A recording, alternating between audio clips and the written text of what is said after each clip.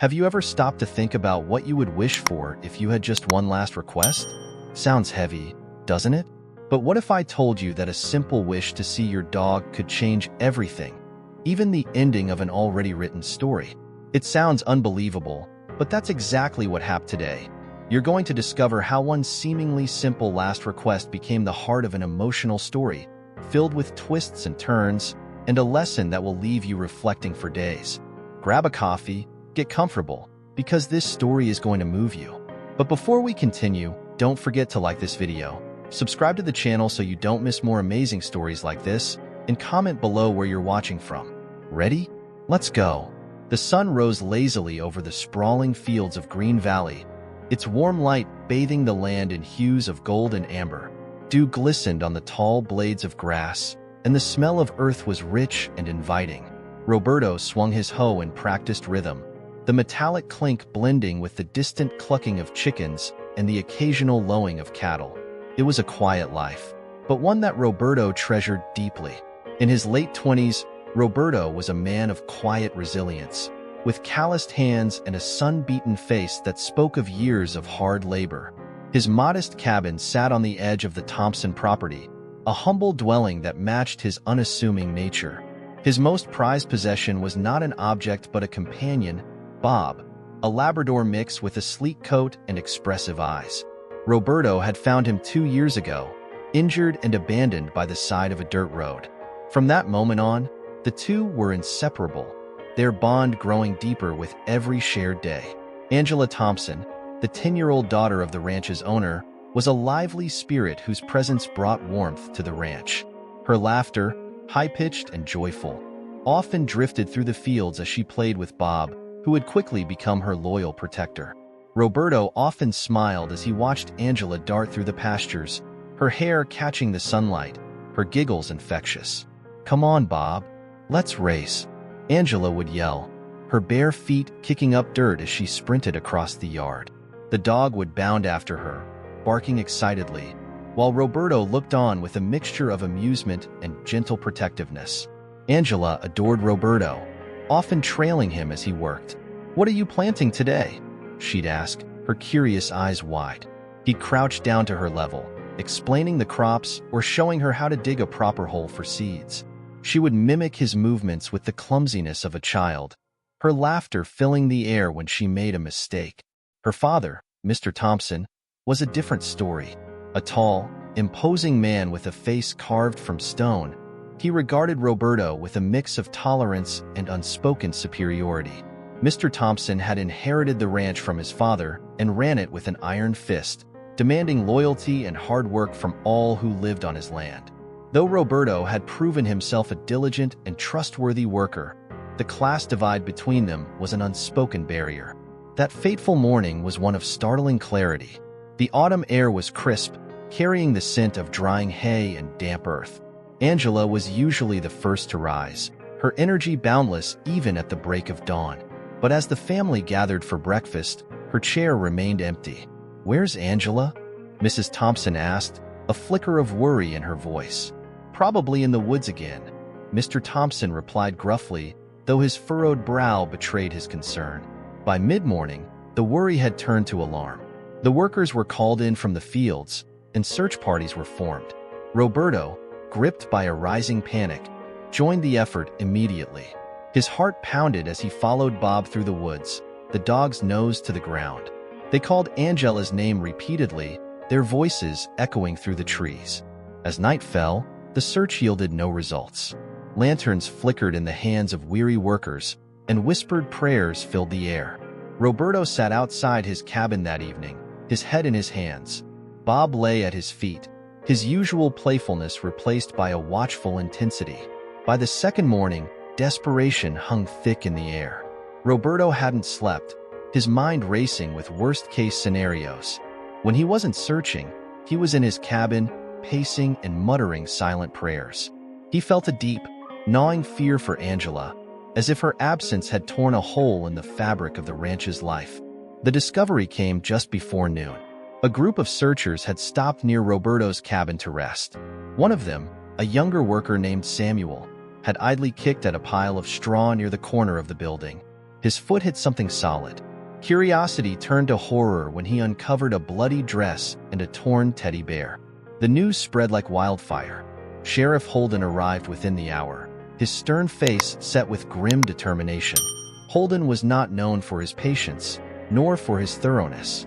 A man of action, he believed quick decisions showed strength. And to him, the evidence was clear.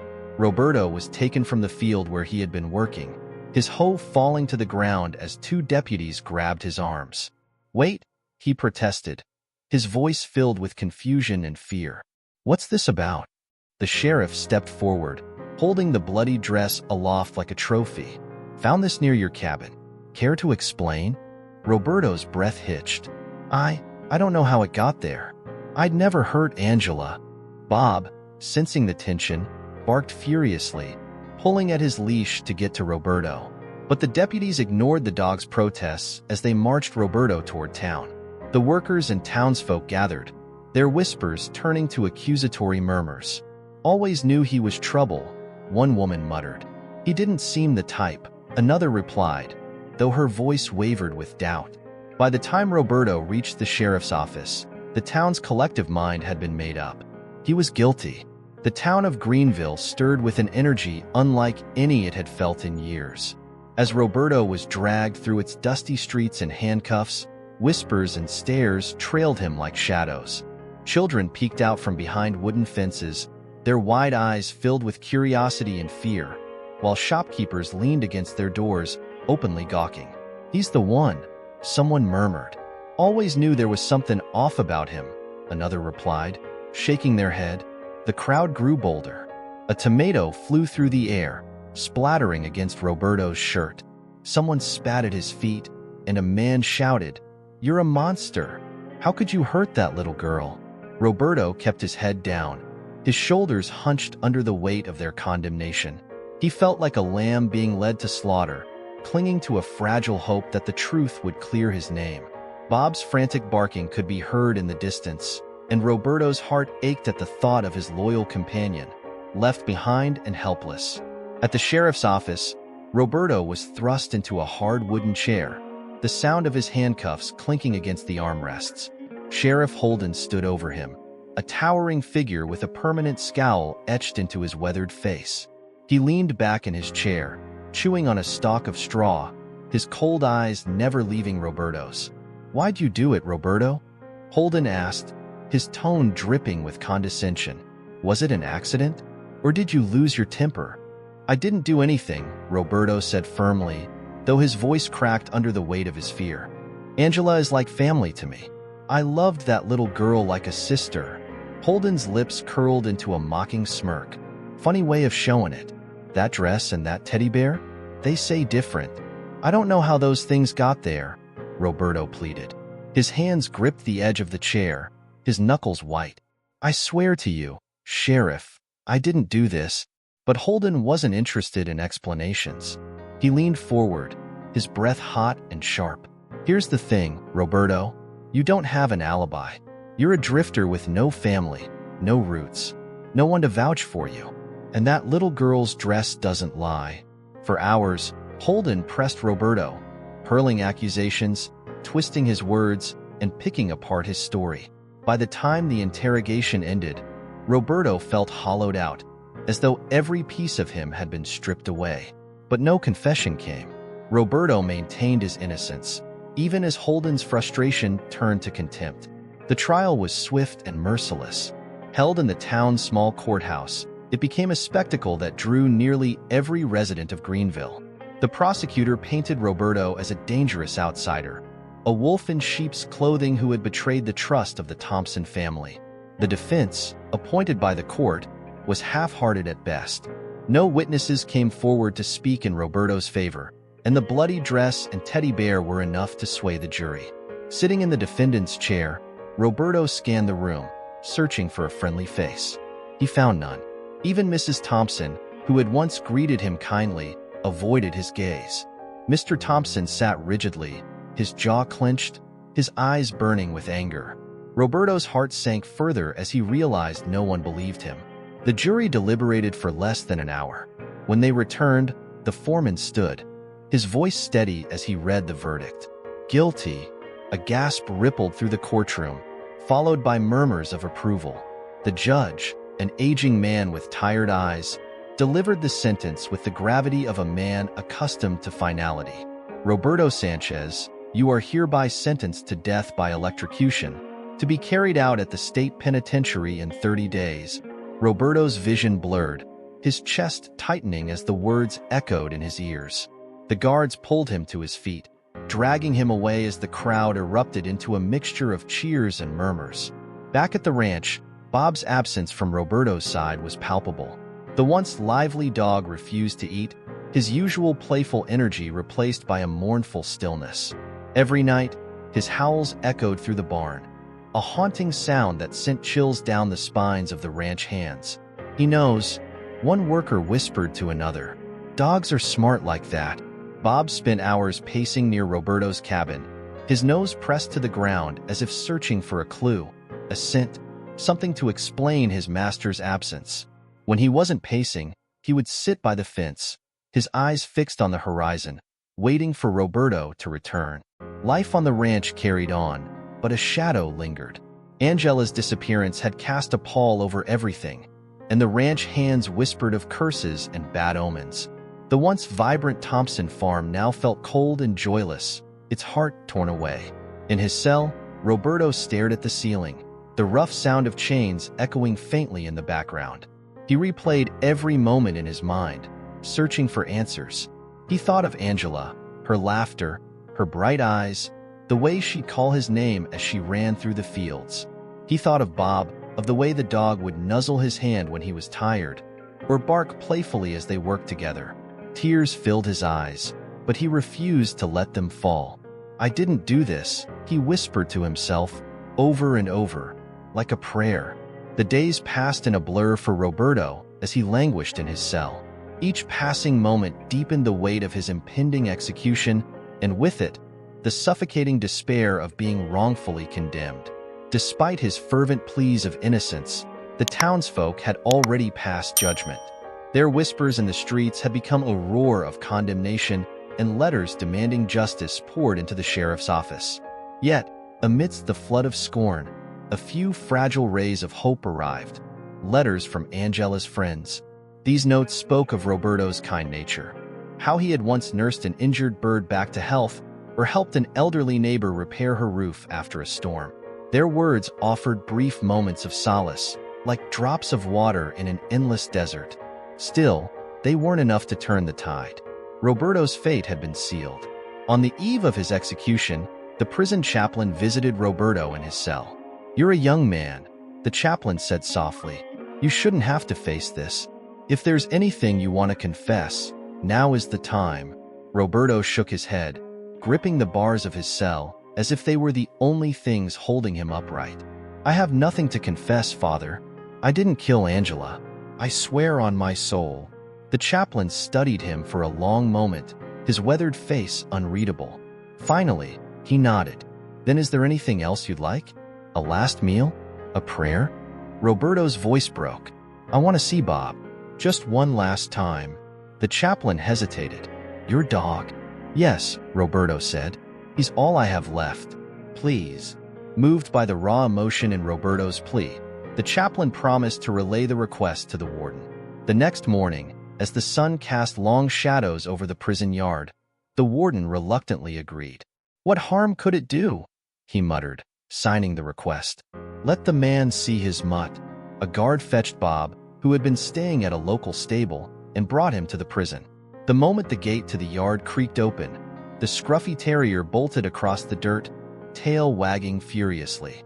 He skidded to a stop in front of Roberto and leaped up, whining and licking his face as if trying to erase the sorrow etched into his master's features. Roberto knelt and wrapped his arms around Bob, burying his face in the dog's fur. "You believe me, don't you, boy?" he whispered, tears streaming down his cheeks. "You know I'd never hurt her." Bob whined in response, his brown eyes filled with an almost human understanding. But then something extraordinary happened. Bob's ears perked up, and he began growling low in his throat. He pulled away from Roberto and started pacing the yard, nose to the ground, his movements sharp and agitated. "Bob?" Roberto called, confusion flickering across his face. "What is it, boy?" The terrier's growls grew louder. He stopped abruptly at the chaplain's feet, sniffing the hem of his robe. His growls turned to furious barks, and he lunged, snapping at the fabric. "What's gotten into him?" the warden demanded, stepping forward. The chaplain took a step back, his face pale. "Calm the dog," he said, his voice unsteady. Something's clearly upset him, but Bob wasn't calming down. He barked and snapped, circling the chaplain like a predator closing in on prey. Roberto watched in stunned silence, realization dawning on his face. "Father," Roberto said, his voice low and measured. "Why would Bob act like this? He's never growled at anyone in his life. Unless," he stood slowly, his eyes narrowing, "unless he's afraid of you." The chaplain's hands tightened around his prayer book. "This is absurd. It's just a dog." "No," Roberto interrupted, his voice rising. "Bob doesn't lie. If he's reacting this way, it's because he knows something. What did you do?" "Enough," the warden barked. "This is a distraction. Remove the dog." But Bob lunged again, this time grabbing the edge of the chaplain's robe and tearing it. As the fabric ripped, something small and metallic clattered to the ground. All eyes turned to the object, a silver locket, its delicate chain broken. Roberto's breath caught in his throat. "That's Angela's," he whispered. The chaplain stepped back, his face ashen. I can explain," he stammered. "Explain what?" the warden demanded, his voice like steel. He picked up the locket and turned it over, revealing an engraving. "To Angela, with love. She was going to leave me," the chaplain said, his voice barely audible. "I couldn't let her ruin everything. She was going to expose." He stopped, his words catching in his throat. Roberto's fist clenched. "You killed her." The chaplain's silence was answer enough. The yard erupted into chaos. Guards seized the chaplain as he tried to flee, and the warden shouted orders to secure the scene. Through it all, Bob stood protectively by Roberto's side, his small frame trembling but resolute. For the first time in weeks, hope flickered in Roberto's heart. His faithful companion had done what no one else could, uncovered the truth. The chaplain stepped back nervously as Bob growled, his sharp eyes fixed on the man's shoes. "What's gotten into him?" the warden asked, startled. Roberto watched with furrowed brows. Bob was a gentle dog, loyal and kind, but something had clearly agitated him. "He smells something," Roberto said cautiously. "He doesn't bark like this unless there's danger." The chaplain laughed nervously, trying to mask his unease. "Dogs can sense fear, you know. Maybe he's reacting to all the tension." But Bob wouldn't relent. He sniffed the ground around the chaplain, circling him, his growls deepening. The terrier paused for a moment, his nose brushing the edge of the chaplain's robe, then barked sharply. Roberto's eyes narrowed as he watched Bob's unusual behavior. "Father," Roberto said slowly, "why is my dog acting like this? He's never growled at anyone in his life." "This is ridiculous," the chaplain replied, his voice quivering slightly. "It's just a dog." The warden stepped in, his tone firm. "All right, that's enough. Get the dog out of here." Two guards approached, struggling to pull Bob away from Roberto. The terrier resisted, his growling and barking echoing down the prison corridors. As they dragged him out, Bob twisted and snapped at the air, his eyes locked on the chaplain. Roberto's heart sank as the sound of Bob's barks faded into the distance.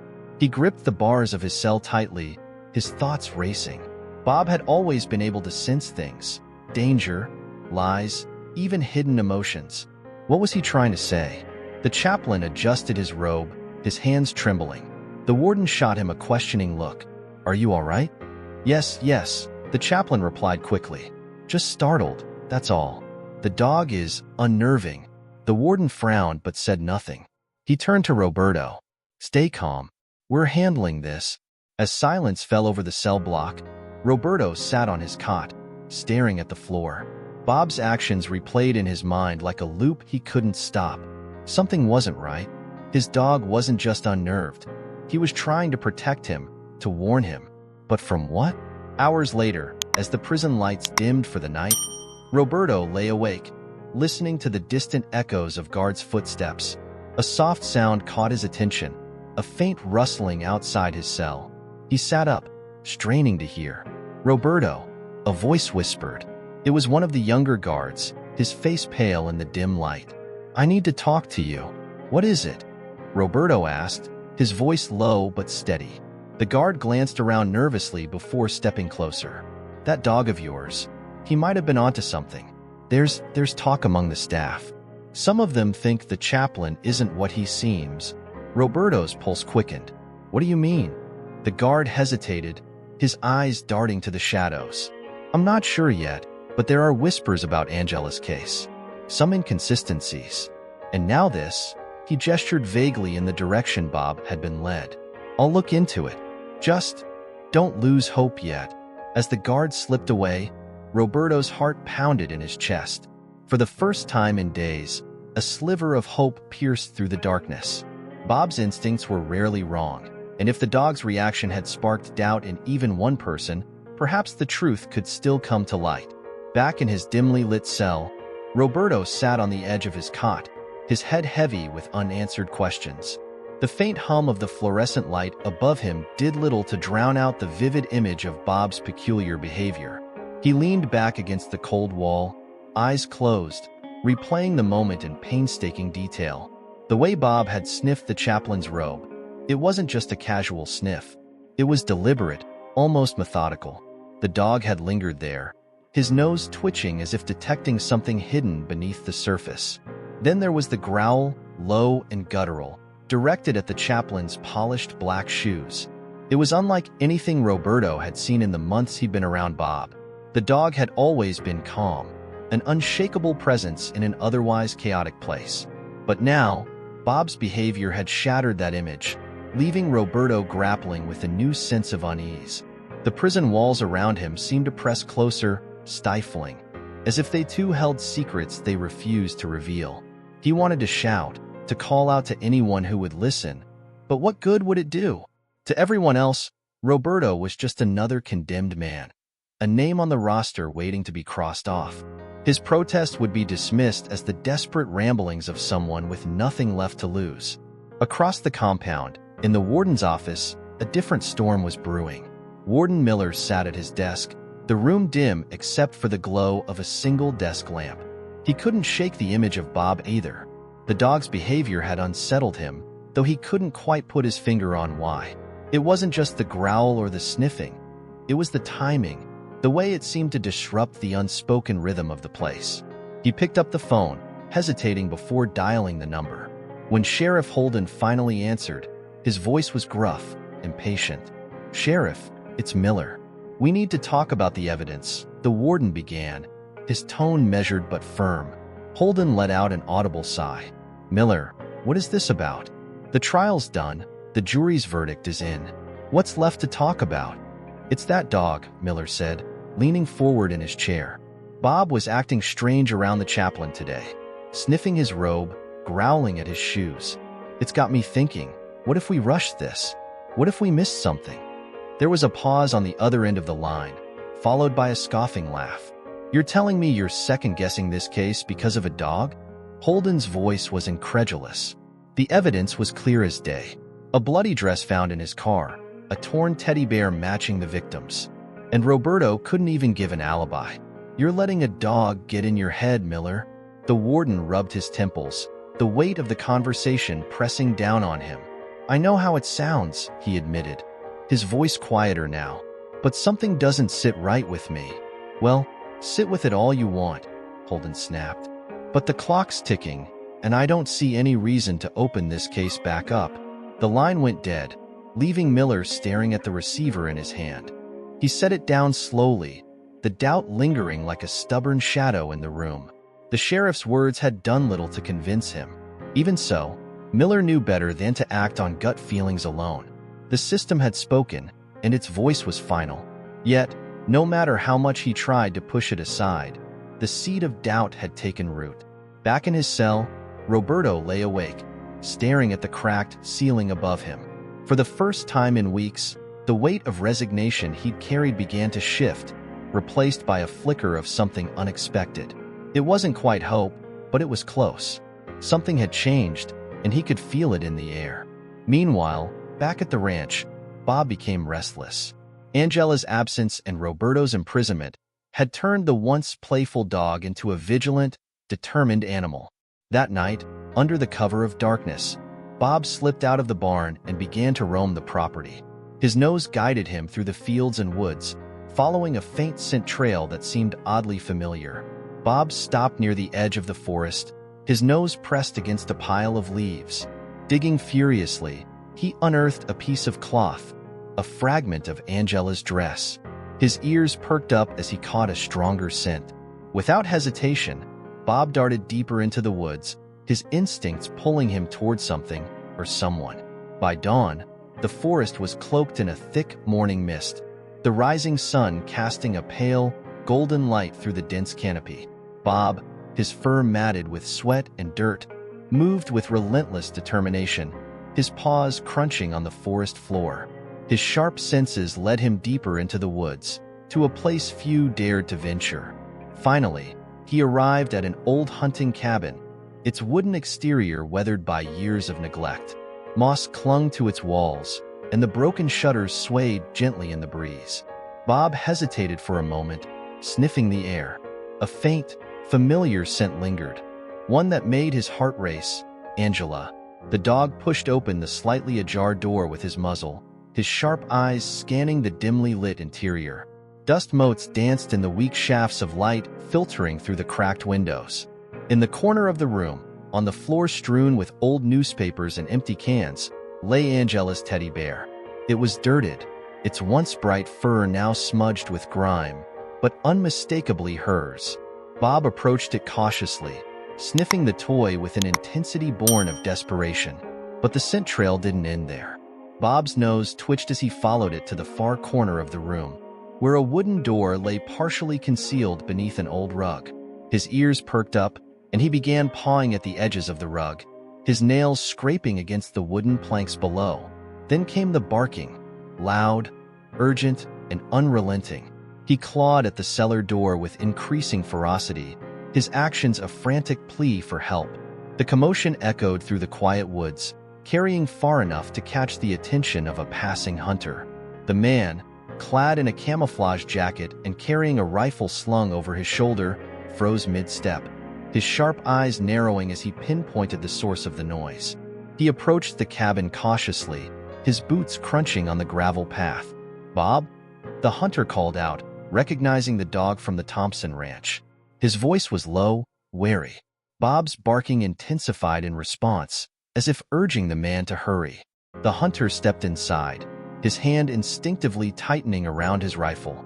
The interior of the cabin was eerily silent now, save for the sound of Bob's urgent scratching at the cellar door. The hunter approached slowly, his breath catching as he noticed the old rug pulled aside to reveal a hidden entrance. Kneeling down, he gripped the edge of the wooden planks and pried the door open with a groan of protest from the rusted hinges. What he saw below made him freeze in place, his heart pounding in his chest. Angela was there, huddled in a corner of the damp, dark cellar. Her pale face was streaked with dirt and tears, and her frail body trembled as she clutched her knees to her chest. Her eyes, though glassy with exhaustion, widened in shock at the sudden intrusion. "Oh my God," the hunter whispered, his voice shaking.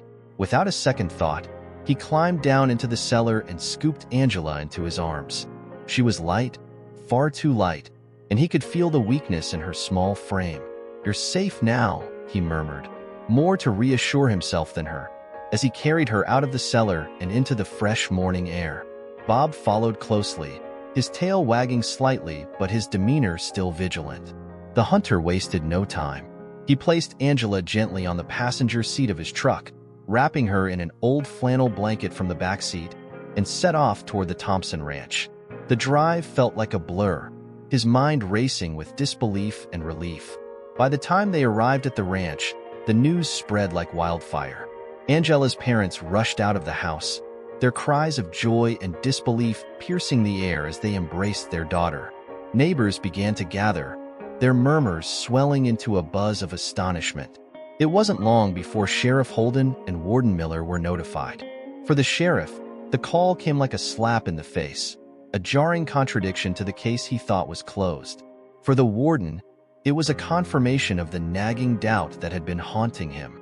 Angela's rescue was a miracle, but it was also a revelation. The discovery of the cellar, and the fact that Angela was alive, threatened to unravel everything. For Roberto, still sitting in his cell, unaware of the events unfolding outside, it would mean something even greater, the possibility of redemption. Angela's fragile voice cracked as she recounted her ordeal. "It wasn't Roberto," she whispered, clutching her mother's hand. "It was Uncle Daryl." The revelation stunned everyone. Daryl, Mr. Thompson's brother, had been a trusted figure on the ranch. Angela explained that he had lured her into the woods under the pretense of a game. When she resisted, he grew angry and locked her in the cellar. Sheriff Holden paled. "We've made a terrible mistake," he muttered, his voice trembling. He rushed to the prison with the news, arriving just moments before Roberto's scheduled execution. The warden halted the execution, his voice booming through the chamber. "Stop. New evidence has come to light. Roberto is innocent." Roberto, already strapped to the chair, broke into sobs of relief. He was freed that same day, though the pain of his ordeal lingered. Bob, reunited with Roberto, wagged his tail furiously, as if celebrating a victory only he had believed possible. Daryl was arrested, and his confession confirmed Angela's account. The town was left to grapple with its collective guilt, ashamed of how quickly they had turned on an innocent man. In the weeks that followed, Roberto struggled to rebuild his life. Though the Thompson family apologized profusely and offered him compensation, the scars of the ordeal ran deep. Still, Roberto found solace in Bob's unwavering loyalty. The dog had not only saved Angela but also revealed the truth, proving the power of a bond built on trust and love. One evening, as Roberto and Bob watched the sun set over the ranch, Angela approached them with a small smile. "Thank you for believing in me," she said softly. Roberto knelt to her level, his voice gentle. "Thank Bob. He's the real hero." As Angela hugged Bob, Roberto felt a sense of peace. Life had tested him in unimaginable ways, but with Bob by his side, he knew he could face anything.